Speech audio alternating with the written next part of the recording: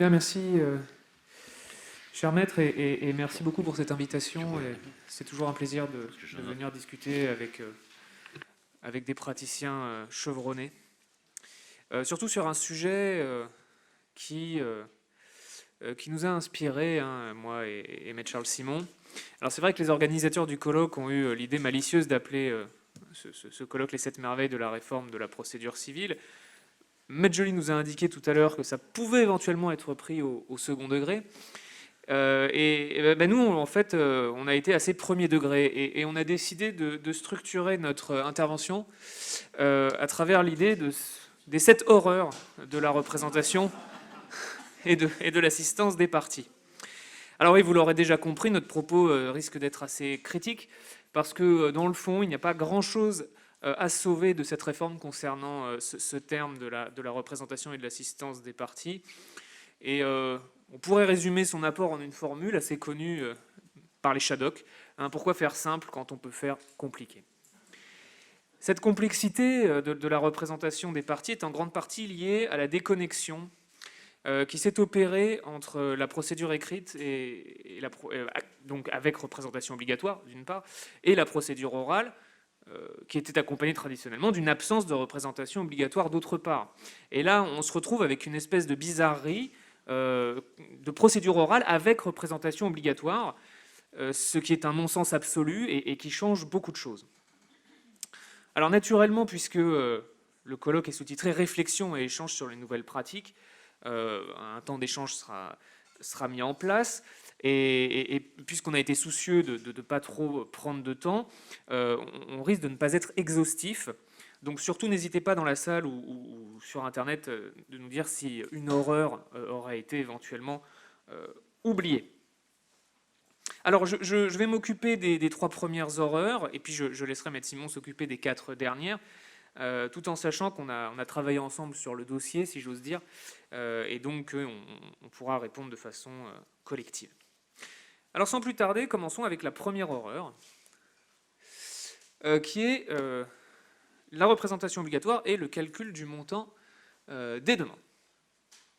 Alors, depuis le code de 1976, on sait calculer sans trop de difficulté le montant des demandes pour les seuils de compétences, les seuils d'appel, on parle aussi de taux de compétence ou de taux de ressort, et les règles, vous le savez tous, figurent aux articles 35 et suivants. Désormais, vous avez un article 761 du Code de procédure civile qui dispose que les parties sont dispensées de constituer avocat devant le tribunal judiciaire, je cite, « lorsque la demande porte sur un montant inférieur ou égal à 10 000 euros, ou a pour objet une demande indéterminée ayant pour origine l'exécution d'une obligation dont le montant n'excède pas 10 000 euros. Okay. Et voilà le moment important, le montant de la demande est apprécié conformément aux dispositions des articles 35 à 37. Donc, on en déduit assez logiquement que pour calculer le seuil de la représentation obligatoire devant le tribunal judiciaire, eh bien, l'article 761 fait un renvoi aux articles 35 et 37 qu'il faudra utiliser, et ce renvoi est là depuis le décret du 11 décembre 2019. Alors, une fois n'est pas coutume, la chancellerie avait oublié de faire ce même renvoi pour le tribunal de commerce, erreur corrigée, heureusement, par le décret du 27 novembre 2020. C'est une méthode typique et très regrettable des dernières réformes de procédure civile. On en a déjà un peu parlé ce matin, et sans doute y a-t-il d'autres oublis, et sans doute y aura-t-il d'autres corrections. Ainsi va la réforme de la procédure civile aujourd'hui. Alors, 2 remarques toutefois sur cette première horreur. D'abord, vous avez l'article 761 qui précise, je cite, « lorsqu'une demande incidente a pour effet de rendre applicable la procédure écrite ou de rendre obligatoire la représentation par avocat, le juge va pouvoir d'office ou si une partie en fait état, renvoyer l'affaire à une prochaine audience, et cette fois-ci qui sera tenue conformément à la procédure applicable. » Le juge invite les parties à constituer avocat, donc tout ça est une précision très utile, et c'est plutôt une bonne chose. Plus fondamentalement, par contre, et c'est ma deuxième remarque, les articles 35 et 37 figurent dans un chapitre du Code de procédure civile qui est consacré à la compétence d'attribution.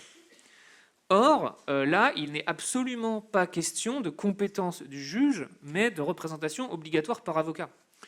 Prenons un exemple, le premier alinéa de l'article 35. il vous dit lorsque plusieurs prétentions fondées sur des faits différents et non connexes sont émises par un demandeur contre le même adversaire et réunies en une même instance, la compétence et le taux de ressort sont déterminés par la nature et la valeur de chaque prétention considérée isolément. La compétence et le taux de ressort. Donc, on ne parle pas là de cet éventuel taux de représentation. Et donc, on se retrouve avec une espèce de renvoi maladroit aux articles 35 et 37. Alors, faudrait-il réécrire les articles 35 et 37 ? Faudrait-il abandonner ce taux de représentation? J'ai ma petite idée. Deuxième horreur, représentation obligatoire et demande indéterminée. La représentation obligatoire s'étend aux demandes indéterminées devant le tribunal judiciaire depuis le décret du 11 décembre 2019. L'article 761, qu'on a cité il y a un instant, est pourtant difficilement compréhensible de prime abord. On nous dit que ne sont pas soumises à représentation obligatoire les, je cite, demandes indéterminées ayant pour origine l'exécution d'une obligation dont le montant n'excède pas 10 000 euros. Alors la chancellerie, on va revenir sur cette formule, mais la chancellerie avait encore oublié de prévoir la même chose pour le tribunal de commerce.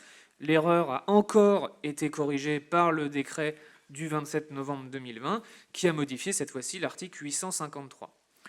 Ce qui est curieux, c'est que l'article 853 ne parle plus de demande indéterminée. Il dit simplement la demande qui a pour origine l'exécution d'une obligation dont le montant n'excède pas 10 000 euros. Le mot indéterminé disparaît. C'est assez surprenant, mais enfin, c'est ainsi. Je ne pense pas que ça ait des conséquences dramatiques, mais enfin, c'est curieux. Quoi qu'il en soit, que signifie cette expression « ayant pour origine l'exécution d'une obligation » ? Parce qu'au fond, c'est surtout ça qui pose problème. La règle doit-elle s'appliquer à toutes les obligations ? Contractuelles, délictuelles, quasi-délictuelles, etc.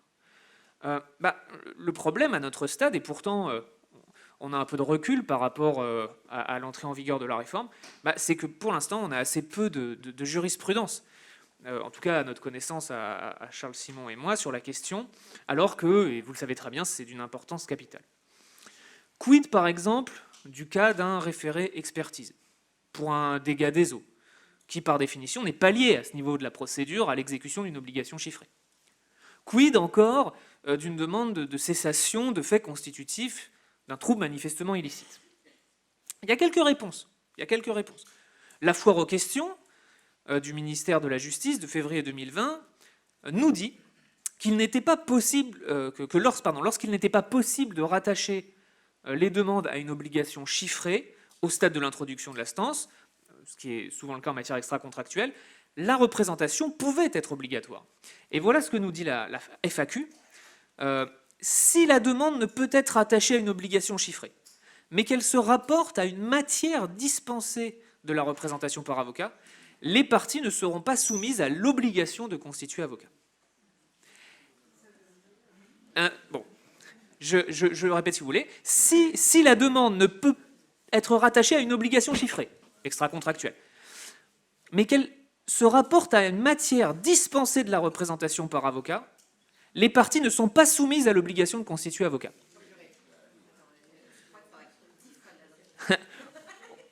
On en reparlera aux questions. Les parties sont... Dans le cas contraire, la représentation est obligatoire. Cette règle s'applique également aux demandes purement indéterminées, comme les demandes de communication de pièces sous astreinte. Première précision, donc, la FAQ. On pourrait y revenir si vous voulez. Deuxième précision. Un juge des référés, tribunal judiciaire de Paris, une décision du 6 février 2020. Donc un juge des référés, tribunal judiciaire de Paris, 6 février 2020, nous a précisé que la représentation était toujours obligatoire dès lors qu'il s'agit d'une demande de mesure d'instruction. Non, c'est toujours le même. Là, c'est juste que c'est pas sur le slide.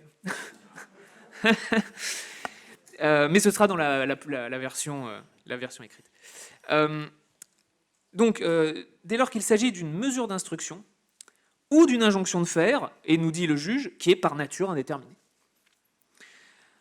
Alors, quelques précisions très utiles. Le problème, c'est que la valeur normative qu'on peut donner à une FAQ du ministère ou à une décision de première instance est assez légère, et donc le débat n'est pas clos. N'est pas clos du tout. Troisième horreur, la représentation obligatoire et l'État. Alors la chancellerie a parsemé le code de dispositions identiques qui créent une exception à la représentation obligatoire pour l'État. Vous avez l'article 761, vous avez l'article 853, vous avez aussi l'article R121-7 pour le code des procédures civiles d'exécution. La formule est la suivante. Et sans doute, vous la connaissez déjà. L'État et les régions, les départements, les communes et leurs établissements publics peuvent se faire assister ou représenter par un fonctionnaire ou un agent de leur administration. Alors la formule n'est pas du tout nouvelle. Elle était utilisée en particulier dans l'ancien article 828 du Code de procédure civile. L'ancien article 828 qui concernait la procédure orale, donc devant le tribunal d'instance. Et les praticiens en déduisaient que cette dérogation était donc réservée aux procédures orales, et donc, à l'époque, aux procédures sans représentation obligatoire. Donc, avant cette réforme, la plupart des praticiens se disaient bon bah cette dispense n'est que pour les procédures orales, que pour les procédures sans représentation obligatoire. Quand il y a représentation obligatoire, c'est avocat, même pour l'État, il n'y a pas de souci. Mais cette interprétation restrictive n'a pas survécu, si j'ose dire, à la déconnexion entre l'oralité, l'écrit d'une part, et la représentation obligatoire d'autre part. La Cour de cassation a confirmé une acceptation large de l'exception dans un avis assez commenté concernant le juge de l'exécution, donc un avis deuxième chambre civile du 18 février 2021. Alors c'était pour le juge de l'exécution, mais au vrai, ça peut s'appliquer pour toutes les procédures. Et que nous dit cet avis? Eh bien, que, au fond, l'État, les départements, les communes, les établissements publics peuvent toujours se faire assister ou représenter par un fonctionnaire ou un agent de leur administration, peu importe que la procédure soit écrite ou orale. Par contre, la Cour de cassation, et là aussi c'est pas dans le slide, mais c'est dans la version écrite, par contre la Cour de cassation a récemment indiqué que cette exception ne s'appliquait pas à la procédure d'appel. C'est un avis du CIF2 6 mai 2021. 6 mai 2021. Alors, bon, pour l'instant, les avocats qui ont des dossiers confiés par l'État ou les collectivités, avec qui Charles Simon et moi-même avons pu échanger, ne semblent pas avoir particulièrement perdu de clients depuis cette interprétation, ou vu le nombre de leurs dossiers diminuer. Mais il ne faut pas se leurrer, il n'est pas du tout impossible que les choses évoluent, dès lors que l'État considérera qu'il est plus intéressant pour lui de gérer le contentieux en interne.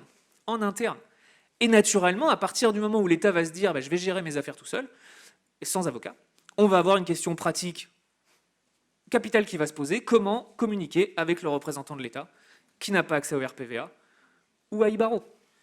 Et malheureusement, je n'ai pas de réponse à donner aujourd'hui sur cette question, et je laisse tout de suite la parole à Maître Charles Simon pour la suite.